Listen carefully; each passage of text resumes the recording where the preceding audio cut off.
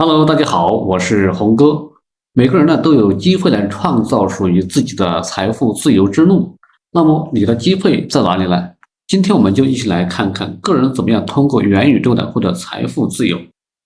那还没有关注红哥的可以关注点赞。我们接着往下看。首先第一点呢就是加密货币市场，比特币、以太坊呢等等加密货币呢已经成为了吸引大量投资者的一个资产。在元宇宙当中呢，加密货币的应用场景呢也变得越来越广泛。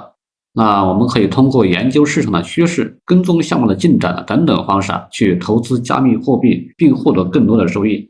那比如说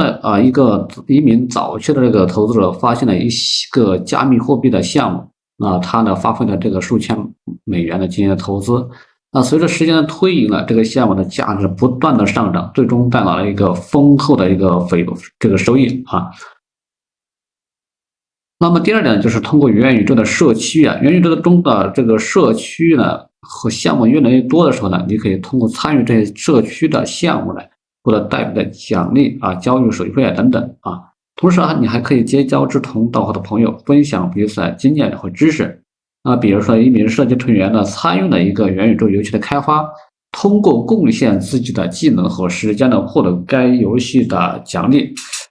随着游戏不断的发展，代币的价值也不断的上涨，最终带来了丰厚的这个收益。比如说呢，早期的阿西克斯这个游戏的话呢最早的应该是整个 GameFi 的这个代币的一个龙头基本上也是涨了好几百倍我们可以去看一下，它好像最低的是0点几，最高是200-300美金接近那这个呢也是非常非常的令人惊讶的一个事情。那么第三呢，就是创作者经济。在元宇宙当中，任何人都可以成为创作者你可以通过开发游戏有应用、数字艺术品等等项目来实现自己的财富自由之路同时你还可以将自己的项目出售或者授权给其他人获取到更多的收益。比如说呢，一个数字艺术家在元宇宙中呢创作了一件独特的艺术品，通过拍卖或出售呢，获得超额的这样一个美元的收益。那么这些呢，只是普通玩家在元宇宙当中呢实现财富自由的众多可能性之一